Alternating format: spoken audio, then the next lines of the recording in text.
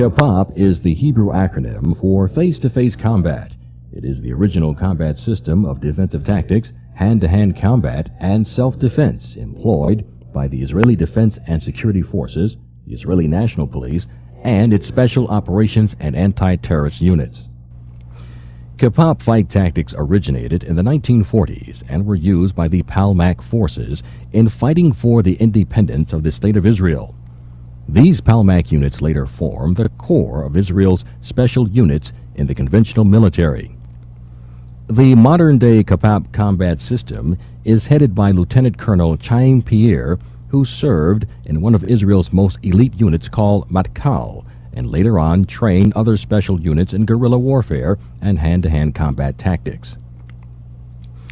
The KPOP system was updated from its basic form of combat by the operatives of special units and official instructors that served and still serve in Israel's different security branches.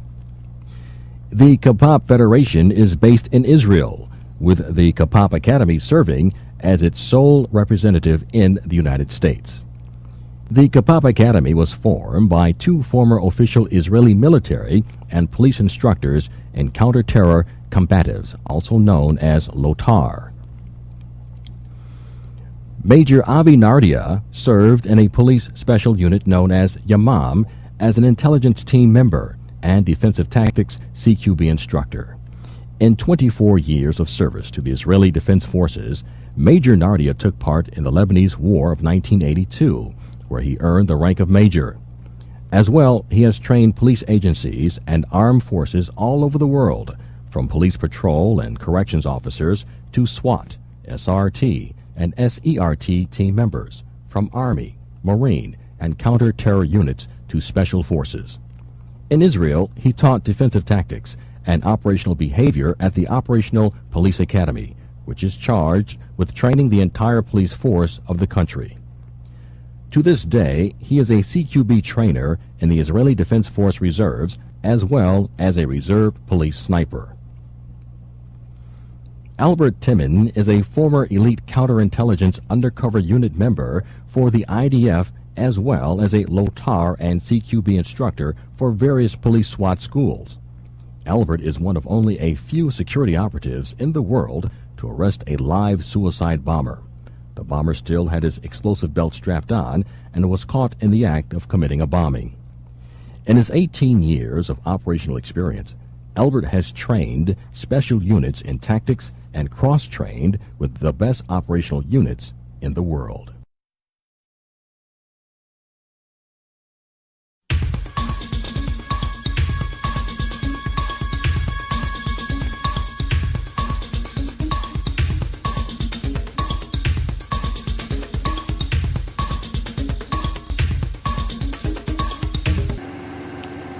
KPOP is the system based on principles. Those principles shape the form of a triangle. If you're looking at the triangle, the base of the triangle would be the combat conditioning. The right hand side of the triangle would be the armed principles, and the left side of the triangle would be the unarmed principles. Now we're going to start to talk about a little bit of the base of the triangle, which is the combat conditioning. When we talk about warm-up, we talk about combat condition. Combat condition is not only fitness. You can be very fit, but you cannot, your fitness will not help you for a fight. We try to build fitness that will help operational, and that's more like operational fitness, or as we see, combat condition, which include the physical and mental build of a warrior. Now, I will start with a drill. Drill is not a fight. I'm not trying to cut Armando. I'm not trying to hurt him. We're actually feeding each other technique and try to work on our first basic reflex and develop basic reflex. Later on, I will start to work and study and teach myself like a peripheral vision. So I will not all the time look at him, and I will have to feel when he's going to attack me and to react for this. This will build also good reflex when we want to use it later on as a self-defense against a knife, but right now it's just a drill and it's just a warm-up plus the conditioning of the hand, because later on you can tap much more strong. The first, I will take the knife all the time same like in a boxing, this move of boxing. But this time, I don't want to develop bad habit and cut my hand. That's why the knife will go parallel to my body and go forward. Parallel to my body and go forward. So that will be the motion that I'm looking for. And we attacked only for this part. Safety is everything in training. You don't want to get any incident. So Armando will start, and we'll start very static. And actually we feed each other, and we'll try to build energy and motion. Now I'll start a little bit to move. And if you see now, we feed each other and we're blocking using like short taps. Slowly, I will switch my hand and use also my hip much more. I will start to speed up, play with the different rhythm.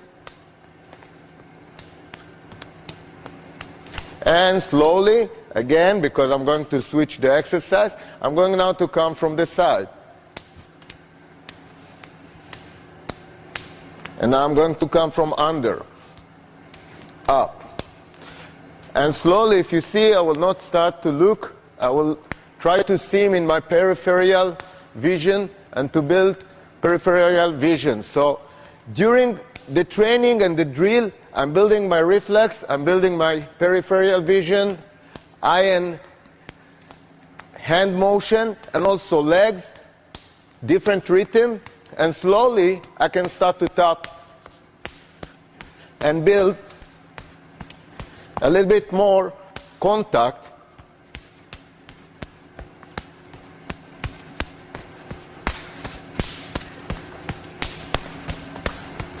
And slowly we slow down again.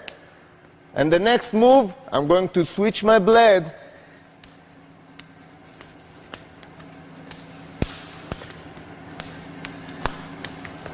And again, it's a warm-up. I can go forward and backward. And now if you see, I'm trying to take him out of the track, up.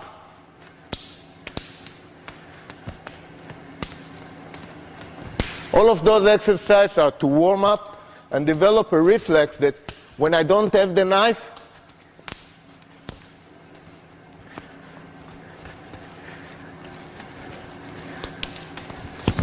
and later on, I can use it for knife disarming. Okay, but again, he's feeding me.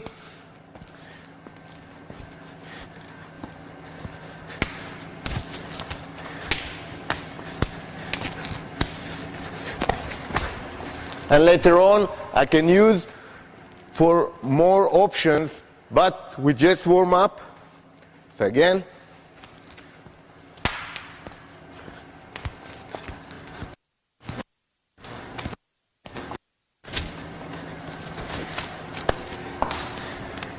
Okay, and again.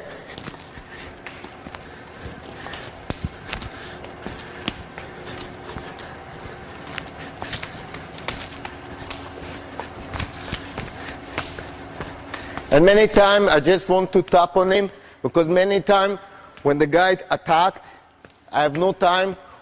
I just try to prevent him from stabbing me until I get the trap. Okay? And again, it's a warm-up, not more. Okay? Next drill, it's toe-to-toe. Again, it's a warm-up, and if you see, it's to teach you to switch your leg. Why you need it? Because many times in a kicking, in the knees, you need also to load and give a kick. Load and give a kick. So to train those things sometimes, you can also use a ball just to do what we call toe-to-toe. And again, you can hold a medicine ball when you do it, and you can do it with a more fast move. The next one, again, we're using a soccer ball. Many martial arts, we talk about headbutt, but how many really experience doing headbutts? You cannot go to a punching or a focus meet and try headbutt. So the best is a soccer ball. And for example, on the same time Armando is doing a sit-up, he's going to headbutt the ball to my hand. In this way, he's getting used to the impact, and also is getting used to be much more accurate when you do the headbutt. So when you have to headbutt somebody, you have it. The next one again, and you can use, for the next one, you can use medicine ball. For the headbutt, don't try a medicine ball, okay? But for this one, we can work with any ball, from soccer ball, basketball, and when you get stronger, medicine ball. And for example, one, he do like sit-ups this way, again, to make sure that only the shoulders go up and go down. Very slow move. It's more difficult than to do it fast. Now the next, Armando is going to grab the ball and throw it back to me. And this is chest to chest. And now, if it was a medicine ball, I can ask him to do over the head, do a few exercises with it on the same time. Good. I can go much far, so you have to throw much far. I can ask him to throw with one hand, so he practice like for cross or a jab, or like this way. Now I can ask you, when you go up, you have to tap one side and other side on the floor. One side, no, go much more up and try to tap near to your heels. Good. 1, 2, and go. And 1, 2, and go. So actually, we earn also the donuts, which is very important for police officers. But when you do this, so you're taking all of those donuts away from you. Okay? And that's another exercise for warm-up and combat condition. Okay, the next set of the drill, what we're seeing now, we're seeing combat conditioning, static. What we try to do in this drill is start to work a little bit slow from the beginning to maximize the effect of all the body parts that we can achieve in one drill.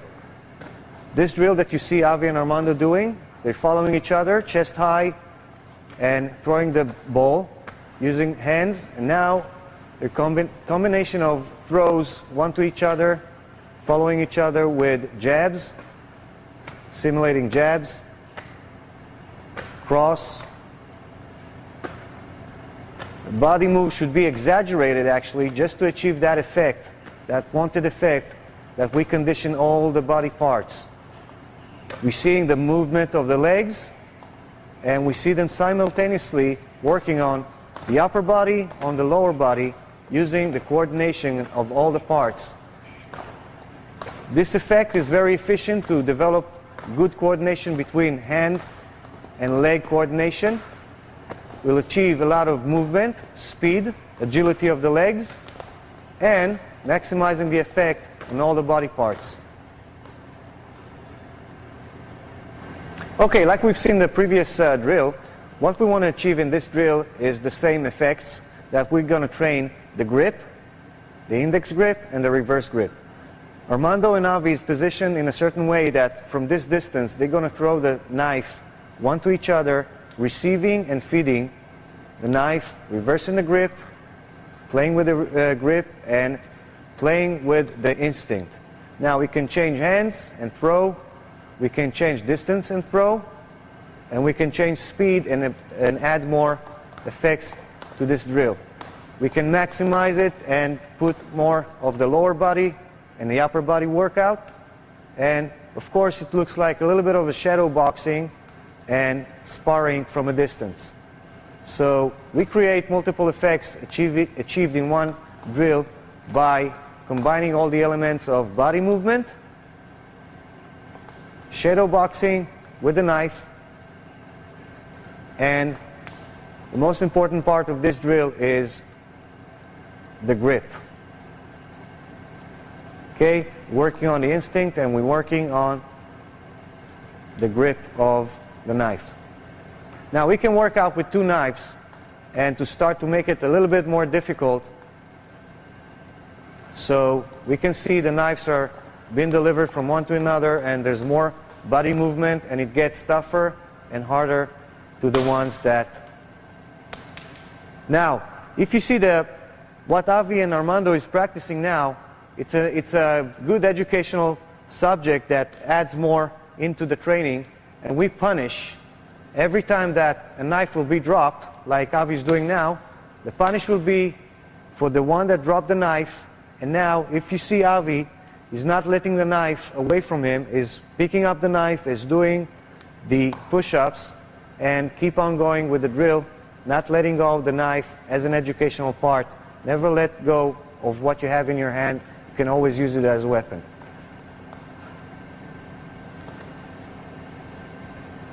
Okay, in this next set of drills, what we're going to see actually Avi performing is a little bit of a warm-up specifically for ground.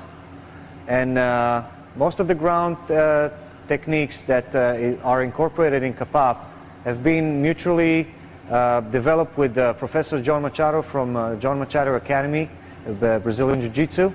And these specific warm-ups help us to later on apply to different scenarios that we can find out on the ground. So Avi is going to perform a little bit of moves from the ground, starting with a rocking chair.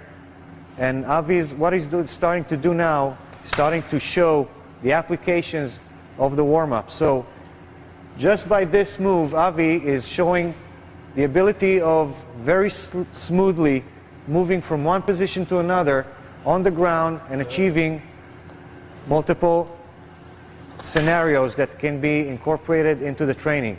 So that was the rocking chair. And now we see Matt moving towards Avi, and Avi is performing just by the body move on the ground with the same rocking chair and same blocks that are incorporated into the rocking chair.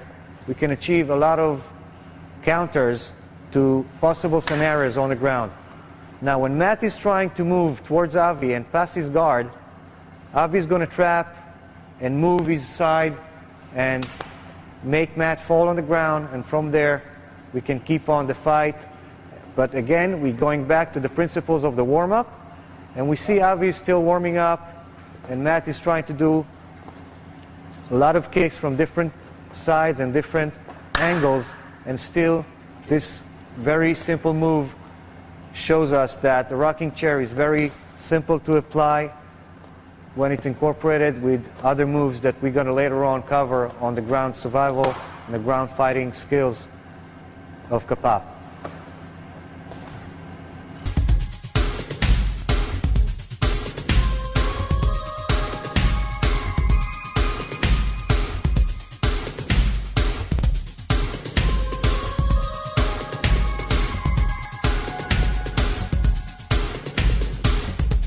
Okay, the next application of the rocking chair, we see Avi still on the ground, still working his abs, and now we see Matt in the guillotine position. What we're going to see next is Avi performing the same rocking chair move, opening Matt and throwing him on the side. The same application, 2 points, Avi's working on Matt, throwing him on the different position, the same rocking chair that we've seen before being applied. Now, this is another application that Avi is showing. He's throwing Matt, again, and controlling the point of the throw. But this is just to show again and again that the rocking chair is a very viable move that it has to be incorporated in every warm-up that we do for the ground. Now Avi's moving above Matt and controlling him from the same position. Again, the guillotine comes and Avi chooses how to apply, of course, the points of attack and how to open against the guillotine position, using only his body move on the ground. Okay, what we're going to see next is the applications of what we started with the rocking chair on the ground, and now we're going to see all the applications, the combat applications that can come as a play when we're doing the ground techniques. What we're going to see next, Avi's doing the application of the rocking chair, but now he's using 2 points and opening the same choke, the application of the guillotine. We're going to reverse and we're going to show it from the other angle. And now we see Avi is opening Matt on a different angle and rolling over and controlling his upper body. Again, Avi is going to position himself in the same position that we might find ourselves down under a guillotine chokes, using only 2 points of contact, attacking the face, multiple attacks, the choke, the area of the throat, pushing towards and opening, starting to open the opponent either way. So now we see that Avi's applying different angles just to overcome a guillotine choke from this position on the ground. And again, we're going to see a different angle again of opening and throwing the opponent. And we actually control the direction of the throw.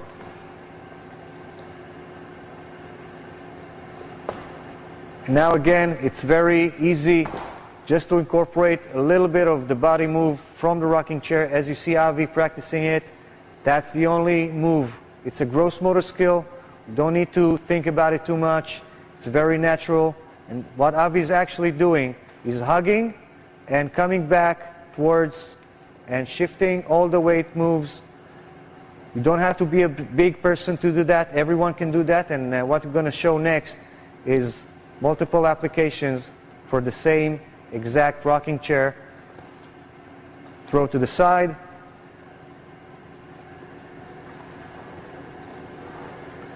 And again, using multiple attacks on what we ever have in front of us that's available, the groin area, the face, an opening like a can. And again, turning and controlling the subject from a different angle. Again, if we find ourselves in this position under a choke, it's very easy, just by the body move on the ground, to achieve a lot of openings and to overcome any possible choke, just with moving and repositioning ourselves on the ground. And again, the rocking chair is a basic to all the applications that we later going to see Avi performing. Again, if you see those moves, you will recognize them under the choke. This is the same exact moves that are being done as a warm-up and now as an application for escape from a guillotine choke on the ground. Okay, the same goes standing up, again attacking multiple vital points and opening, and again controlling the subject on the ground from this guillotine point.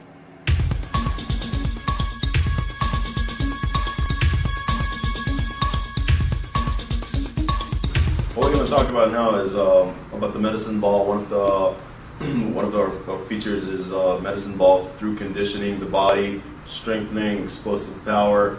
You would know it probably from boxing. You see boxers train with medicine balls. Professional wrestlers and professional grapplers, they use the medicine balls. Very good too, conditioning the core for strengthening, for impact, for absorbing hits, and to condition your back and stomach at the same time. Joe here is going to demonstrate the sit-ups with the medicine ball. He's going to demonstrate the sit-ups, and then he's going to show the sit-ups with a twist to the sides, and we're going to show exactly how it's done, and we're going to talk about how we make the best out of it and how we can increase the level of intensive core conditioning from side to side, forward, backwards. Okay, Joe's going to start showing sit-ups with the medicine ball all the way up. You can see he's not going all the way to the bottom. He's going almost like he stopped just a little bit before he touches the ground completely with his back. He's not going flat. That is the sit-up with the medicine ball. Plus he's strengthening his arms. You can see he's pulling forward. It's good for conditioning for arms, for punches, upper deltoid. Now you can see here how he twists his side from side. He works on his core, he works on his front abdominals as he goes up. He works on his side abdominals, the diagonal muscles here and the abdominal muscles for twisting. Very good for impact, especially when you rotate and punch for the strike coming from side to side.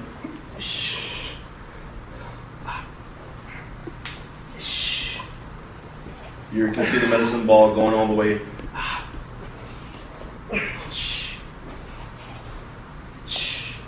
And as he does that, I'll stop him in the middle and let him hold for a few seconds and let him go back down.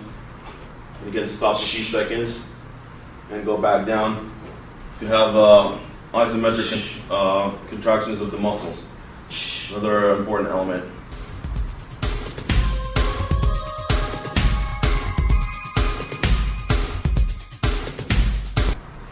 Okay, the next thing with the medicine ball, Joe's going to demonstrate what we call the rolling. You can see the medicine ball is underneath his, from the chest area all the way down to his abdominals, middle abs. He would be moving side to side with his hand behind his back. Pretty much it's important to keep your body straight, to keep the core. The main purpose behind it is for conditioning the body and conditioning the neck. You can see also the neck here stays leveled. It's good for conditioning the thighs, the abs, and the neck all at the same time. Plus, when he moves back and forth, he works. You can see he works his calves muscles. Very good for conditioning, especially for absorbing.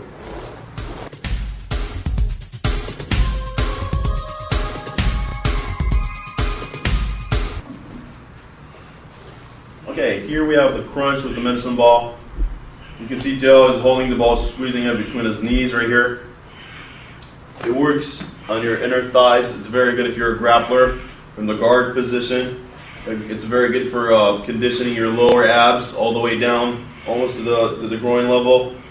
He holds the ball on the same level as he pulls his leg together and contracts towards the ball. Very good for lower abdominals.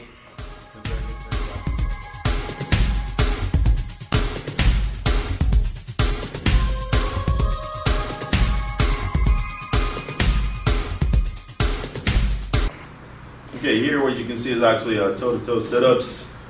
This is training with a partner, pretty much like the same we did when you're going by yourself.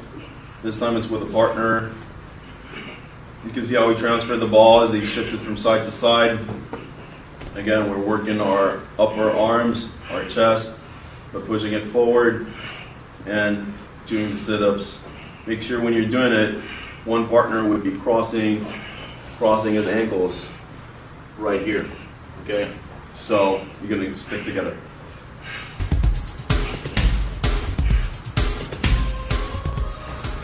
Here you can see a transfer back to back. It's very good for, again, for the side abdominals, okay, the muscles that go diagonally. You can also see when it's they're doing it, it's very good for punching conditioning, for especially a lot of kickboxers use that to get the rotation, to get the hip movement behind it, and to generate force as they turning into each other. Again, working the upper arms, working, crossing, abdominals. Okay, here you can see the side to side. Joe and Nathan are demonstrating it. What they're going to do is pretty much throw the ball to each other. It's very good if you're working on your right cross or left cross for that matter. Also conditioning arms, you can take it on either side, forward, up, side, diagonal. You can also work on your inner punches, like an uppercut, throwing it from the inside. You kind of lean into it. Again, very good from your hook position, from your uppercut position, right cross, left cross, especially for all the movement that require rotation of the body. Okay, the next drill you can see Scott and Joe demonstrating here basic boxing moves. See footwork, pivoting in and out, medicine ball. The guy with the medicine ball works on his conditioning, strengthening his arms and legs. And the guy without the ball is just imitating his movements as they pass the ball. You work on the arm condition, and then they switch. The guy without the ball, they transfer the ball, and they do the same exact thing.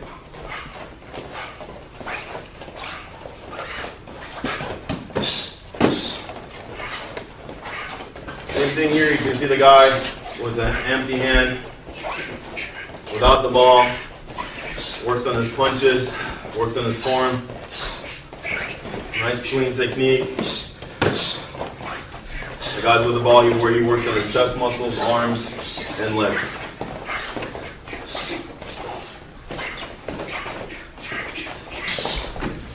Okay, what you can see here is a pure conditioning, a stomach conditioning for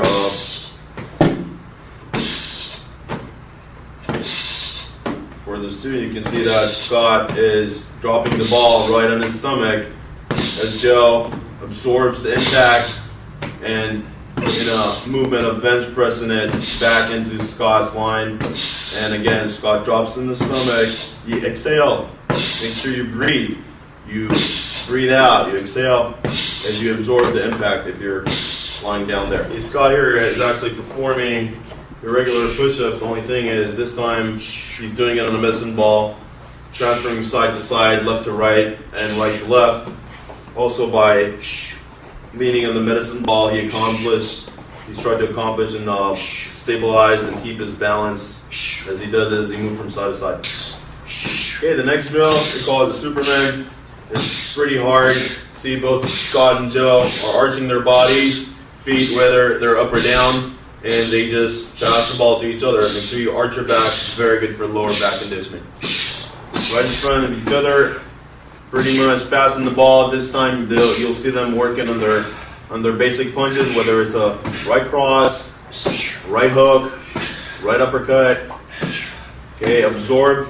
Just try to roll in with it. As you pass it, you accept the ball, you roll in with that. Same like you block the punch and you roll back with a counter punch. Okay, same thing you just saw now. Only this time it's not static. It's going to be on the move. It's going to be dynamic. Okay, Scott and Joe are going to be working in front of each other, but they're going to be on the move.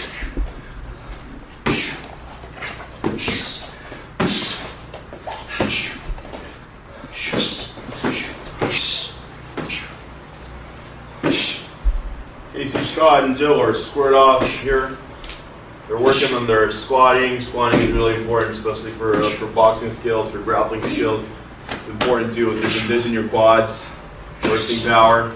At the same time, you can pass it. You can see straight in the front, or just work on your basic form: right cross, left hook, uppercuts. Pretty much develop those muscles in your arm and chest. They're going to strike. Same lunging forward, back and forth. This time with movement of the hands, again, to condition and strengthen those muscles that are going to use when we actually strike. Okay, you got the dips here, going up and down. Again, working on your quads, working on your muscles forward, deltoid, trapezius. We just throw it forward. Again, also going up. And also, Scott, you can leave the ball right here, and he works on his biceps as he gets it close to his face and push it forward. Deltoid, trapezius, all the upper muscles that are important for combat, for striking.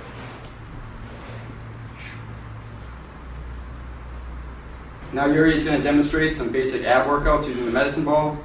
This is the first exercise. Notice how he brings the medicine ball slowly over his head. Nice and controlled. He's not bouncing it on the floor. He's letting his abs do most of the work. That targets the middle section of the abdominal. Next, he's going to try to get each side by going side to side.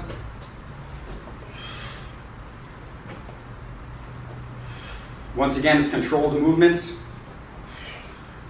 Nice and slow to really maximize the amount of abdominal flexing.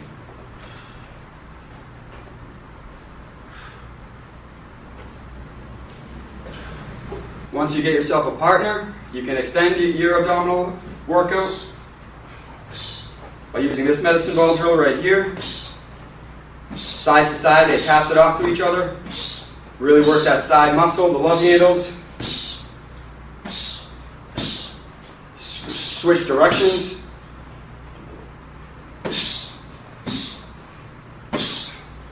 And then if you want to increase the difficulty level, you can have one person slide out, put about 3 or 4 feet in between your partner and yourself, and you make it more of a toss.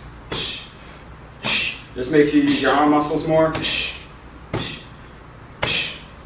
And then every time that medicine ball hits the ground and you miss and there's an accident, 10 push-ups each, you should be all set.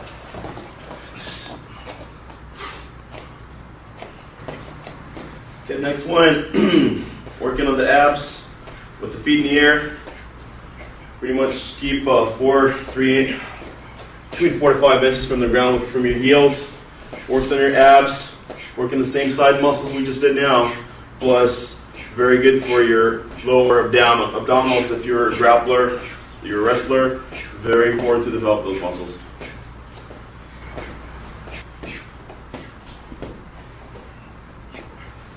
Same idea, going light touches the ground. to develop the abdominal range all the way from the side, from the hip, through the front, to the right side. They're all out throughout the entire midsection of the lower abdominals.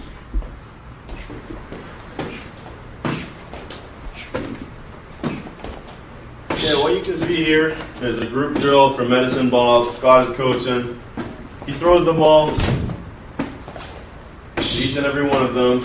They absorb the ball and throw it straight forward. No basketball throws or volleyball throws, straight forward. Again, working those attacking arms. The arms are going to strike and react, whether it's for shooting or whether it's for striking. Okay? Got to throw it in the center of mass. So to work on their abdominals.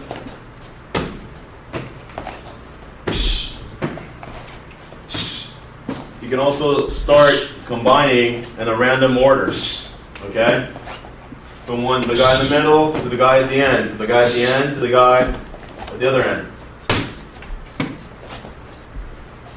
You gotta be alert because the ball might come to you again at the same time. It's gotta be random.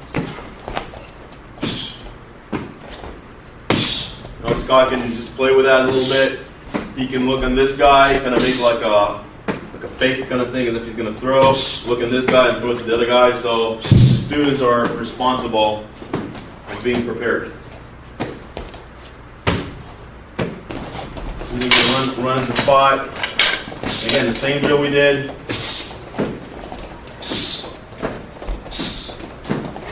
What is also possible, if you have two people here, one is going to work the inner line, and Scott is going to be working the outer line. That means that they have to try harder as far as throwing far away and catching the ball in a close range. I mean, another guy is going to be working on the same line parallel to Scott. Let's do it now with the kicks, guys. 1 foot, everyone hop in on 1 foot. For kicking conditioning.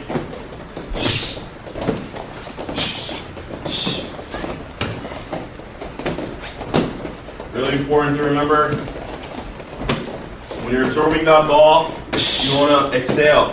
You want to blow air out. You don't want to get that ball and holding your breath. It might cause a problem for you, especially when you're fighting. Okay, the next drill is one man in a circle. He goes around. They might call his name to confuse him. At the same time, they keep on throwing to those other students that are standing in the circle. Now, in order to make it a little bit more difficult mentally, they're going to call out names and might pass it to an entire whole different person. The guy in the middle should be alert the most because he's 360 degrees exposed to that ball. Yet at the same time, all the students need to be aware of their surroundings. It's pretty much the same body condition we worked with so far. Plus, you got the environmental awareness of where the ball is going. Environmental awareness is crucial for combat. A noise that you might hear in a specific point can be in a total different source.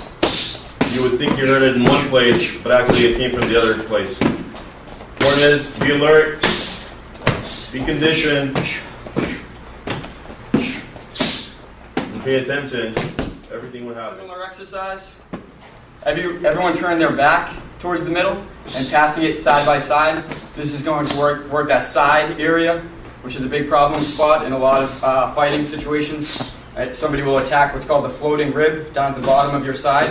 That's a real weak area in the body. This is how you can strengthen it. Passing it side by side. The tighter the circle, the easier the exercise. The more everyone spreads out, the further you got to reach with that medicine ball. Switch directions whenever somebody yells to switch. Switch!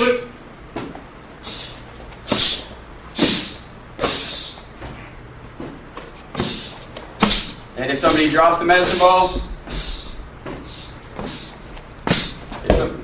everyone drops down, 10 push-ups. This also emphasizes teamwork. And to make it more difficult, you can use 2, sometimes 3 medicine balls, depending on the amount of people.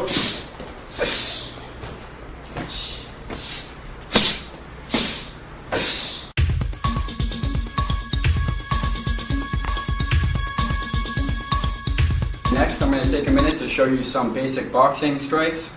Boxing can be very useful in street fighting just because it has very basic hand striking techniques. It can be very effective. The first thing you need to learn is the correct foundation, the correct stance. It's very important for balance and movement. So the first thing you want to do is you keep your feet pointed in a parallel position, and then you put weight down on your legs, almost like you're bouncing, almost like a baseball player might when he's up at bat. Little bouncing in your legs so you're quick and you can move. Then you're going to pull your hands up like so. Going to keep your right hand on your cheek. It's called a touch-touch system. You know your right hand's in the right situation if it's touching your cheek right here. If you don't feel that, you know you're doing something wrong. You're leaving yourself open. So you keep it right here in the side of your cheek. Left hand comes right above your left eye like so. Make sure you're not blocking your line of sight. Some people like to keep it higher. Some people like to keep it low to protect their midsection. I like to put it right in the middle. It's really important to keep your elbows in because when it comes from a defensive point of view, you need to keep those elbows in to block your midsection. So you're right here in your basic stance, hands up, elbows in, a little bit of bounce in the legs so you can move around quick. Your feet are always in a parallel situation like this. You're not crossing your feet so you're off balance. And you're not getting too square, giving your opponent a much bigger target. You're staying on your side. Another important thing to keep in mind is you want to keep your chin down like this. You'll hear boxers a lot of the time say chin down, eyes up. That means you're keeping your chin down so it's protected behind this left shoulder, and your right hand can keep your whole face protected, and you're keeping your eyes up because when you're looking up through your eyes, you know your chin's down, and you also know that that's going to keep you from blinking too much. Looking up at your eyes, the way that your eyes work is you're a lot less likely to blink. Looking up through your eyes at your opponent as if you're looking straight ahead. So this is the basic stance right here. From here we'll go over some basic punches. The first basic punch is the jab. I'm sure you're familiar with it. The jab is for speed. It's not for strength. It's for keeping your opponent at a reasonable distance away. And all you're going to do is twist and extend that front hand out in a straight line and pull it straight back. Out and in. A couple of common mistakes are you don't want to pull the hand back and advertise that you're about to strike. And you don't want to lift that elbow and leave yourself open to the midsection for a kick or some sort of a punch to the left ribs. So you keep that elbow in and you twist that jab out, like so. What's very useful about the jab is it's very easily thrown on the move, so you can move around, keeping your opponent at bay, keeping that jab in his face. And then, which brings me to the next punch, which is the right hand, often follows up the jab. That right hand leaves from the cheek and comes right back to the cheek, so you're maintaining that correct defensive posture. Right hand, twist your body, go straight out, rotate the fist. This is for power, whereas the jab was just for speed. This punch is for power, and you're pulling it straight back. That power is going to come from the legs and the hips, not just from the arm. So you're not just throwing here, you're twisting your whole body into it, so you're punching through your opponent, not punching at him. And you're pulling it straight back. Set up by the jab.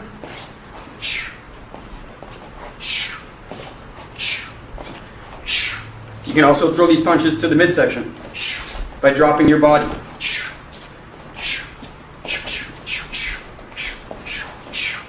Notice how when I throw these punches lower, I'm dropping my body and not my hands. A lot of the time you'll see fighters make the common mistake of just punching low here and leaving their face wide open. You might punch your opponent in the stomach, but he's going to punch you in the face, and you're going to lose. So you want to drop your body down, maintain that correct defense, so you're here, and throw the punches to the body. That's where all those squats with the medicine ball comes in right here.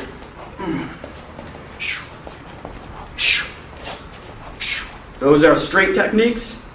Next you have the circular punches, which are first the left hook.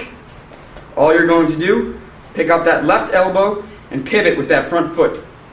So you're just right there, real basic punch. Don't want to use all arm and just swing it, because then you're going to slap instead of punch. You want to just pick up that elbow and twist that foot. You don't want to pull it back, leaving yourself open and letting your opponent know you're about to punch because he'll block it. So you're just here. This is best served for in-close fighting. If you're in close, you want to throw the hooks. Once again, you can set it up with the 1-2. Drop the whole body, throw to the body. And you can get that right hook in there also. Similar punch, just from the opposite direction.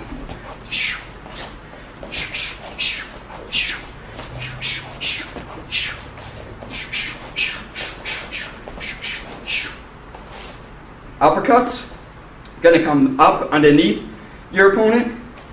These are good punches because they're hard to see. What you want to do is you want to drop your body down and lift with your legs so you're coming up with that punch and you get your whole body's power.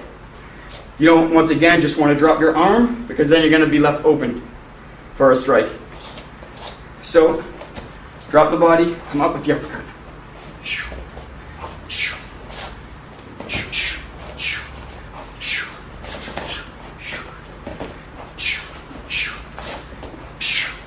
All together.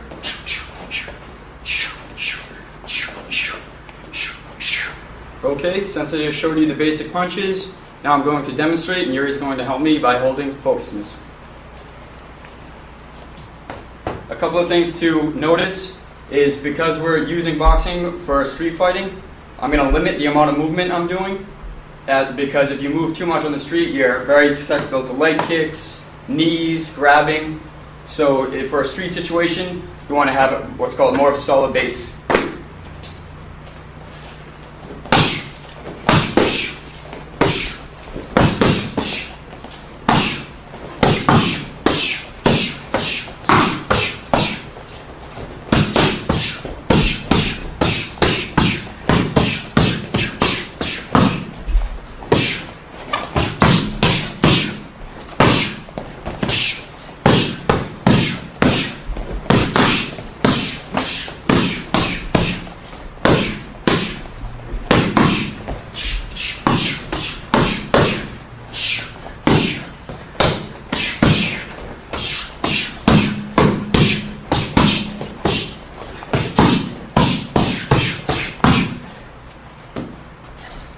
I'd like to take this opportunity now just to emphasize the difference between boxing used in sport and boxing used in combat as a self-defense weapon.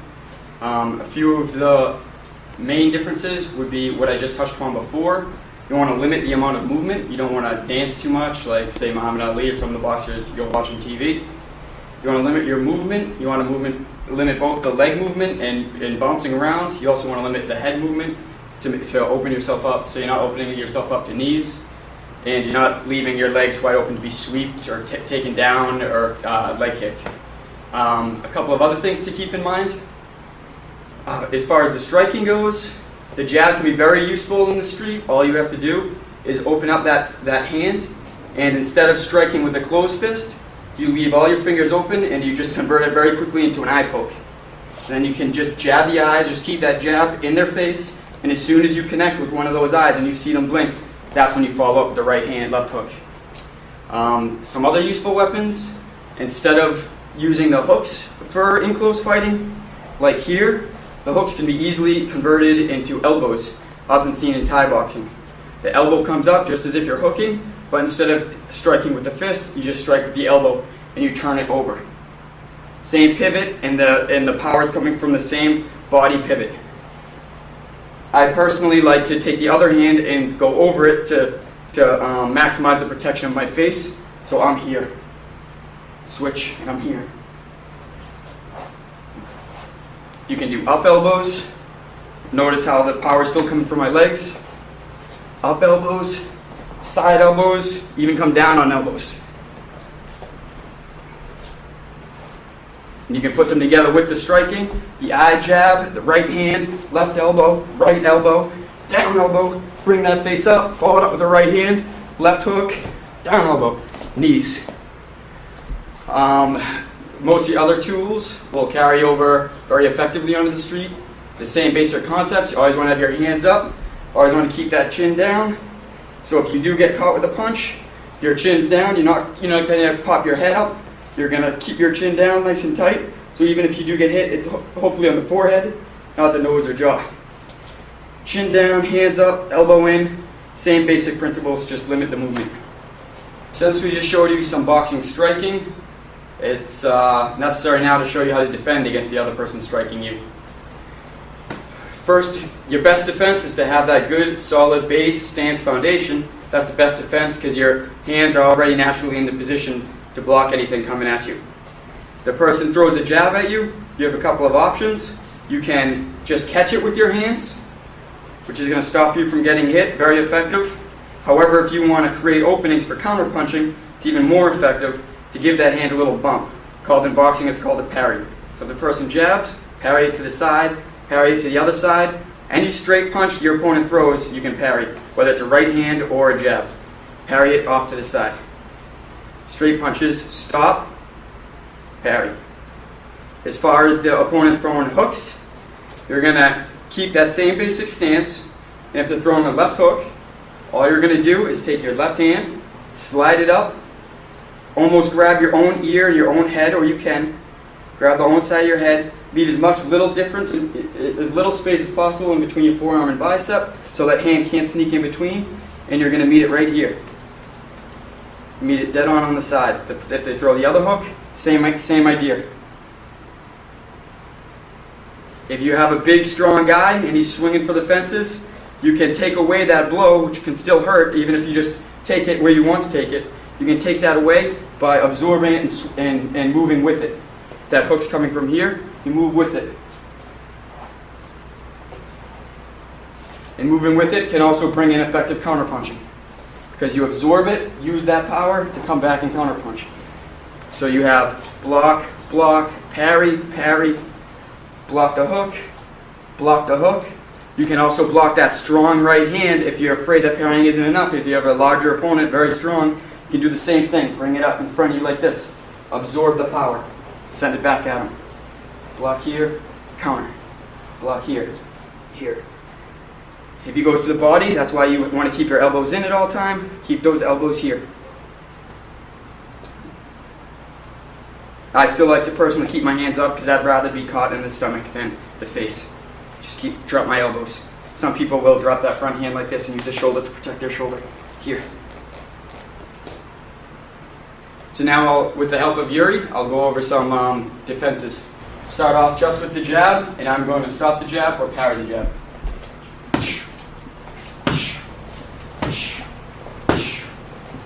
Now I'm going to begin parrying. Notice how it creates an opening for me to come back in.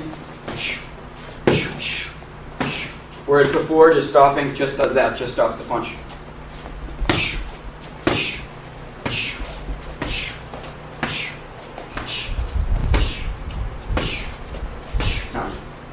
Now he's going to throw that right hand. I'm going to do the same thing, or I'm going to block it, bringing my whole arm up.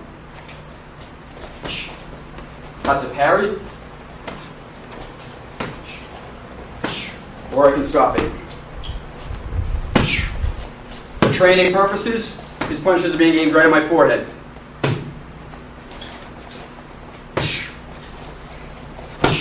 That's stopping. It's parrying. Parry to the counter.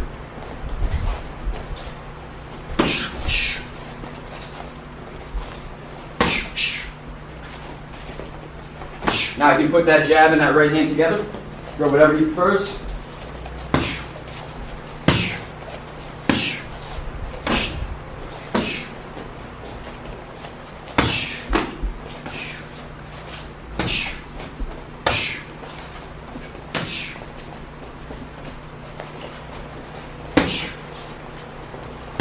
If I keep my hands up in the correct position, there's not much movement for me to have to make. Even if I don't see it in time, I'm still going to catch it right in the hands. Keeping that chin down so he doesn't catch me in the chin or the nose. Now he's going to throw some hooks. I'm going to raise my whole elbow up. Point that elbow right in his face.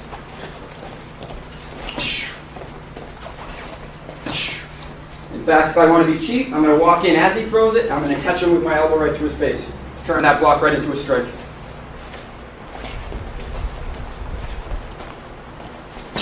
You can throw that right hook at me too. Same thing. Yuri's a big guy, so I'm going to roll with it a little bit so I don't take all the power. roll, come back, my own technique. Now you can put them all together. Jab, right hand, hook, whatever you want.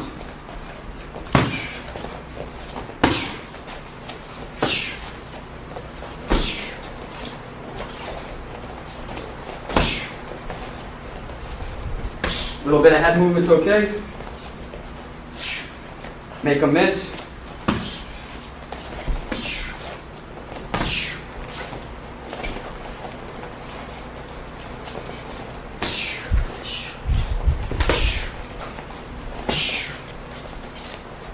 Straight punches, quick.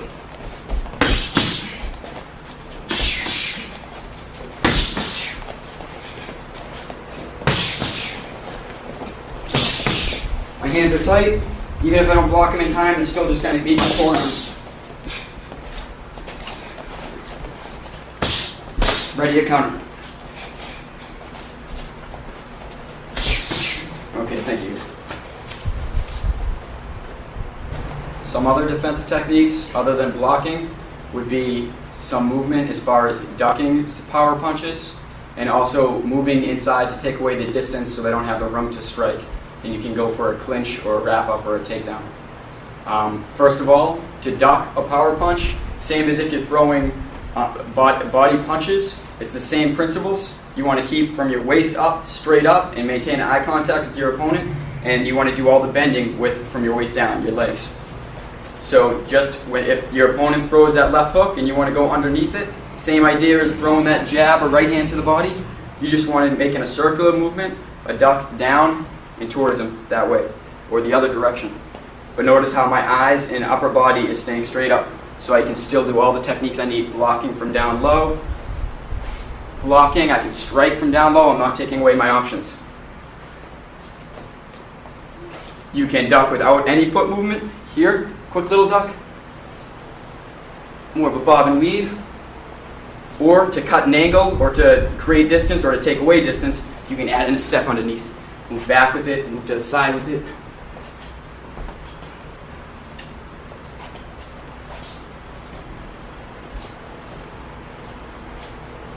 Now Yuri will come over and we'll demonstrate some of that.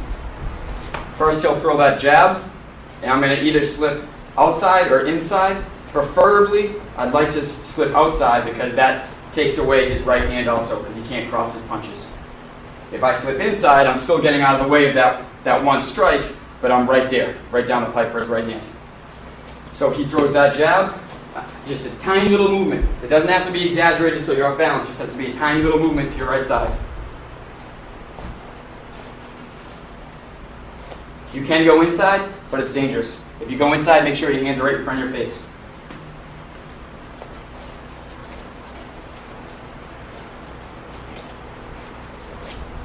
Same technique for the right hand. Preferably you want to be on the outside so he can't throw that left hand at you.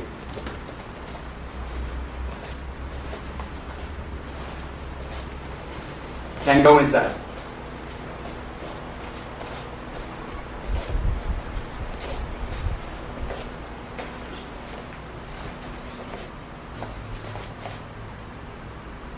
And as for ducking underneath those hooks, we will begin by throwing that left hook at me. Simple bob, no foot movement. I'm just moving right underneath. Maintaining visual the whole time. I don't want to see this, because then you're open for the knee, you're open for the uppercut, you're open for the grab, the person can come down on you. So if you duck it here, and he goes to those things, you have your blocks, you have your hands, you can counter, etc. So throw a few hooks. Ducking. That right hand is up, so even if you don't get all the way down, you're not eating it on the face, you're still blocking it. Now I can move my feet a little bit and cut an angle and be right here. Whether I want to take his back, or I just want to use this good opportunity for an open strike, or I want to take his foot down, whatever I want to do. So these little foot movements will make a lot of openings for you to counter. Little foot movement. Now you can mix in that right hook too. For the right hook, it's the exact same thing. No movement. Now with a little pivot thrown in.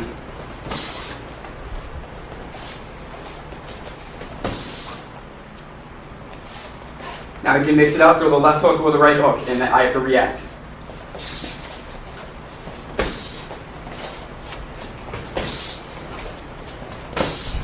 Keep your hands there just in case you don't tap it in time.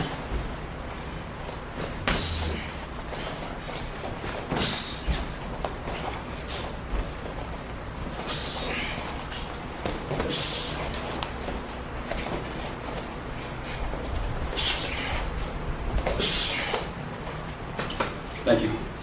The last defensive technique I'd like to go over is simply closing the distance to not allow him to get any strikes off at all, forcing him into more of a grappling wrestling situation. It's up to you whether you want to use this technique.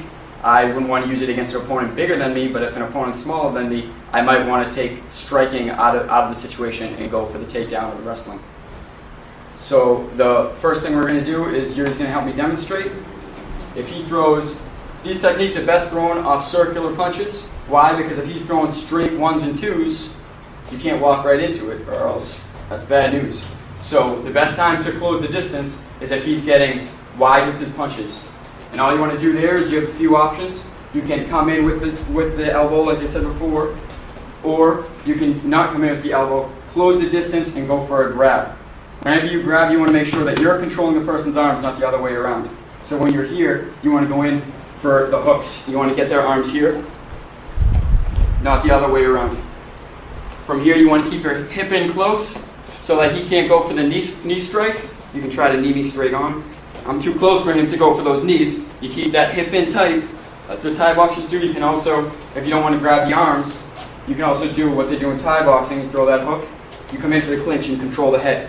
Elbows in, grab the top of the head so you have the leverage. Pull it down and hip in to take away from his knees. And at the same time, you should be beating to it, throwing those knees at him. And then from there, you can go down for the takedown. You can try to reposition him so you get his back. You have all sorts of options. You'll change it from a striking fight into a grappling or a wrestling match.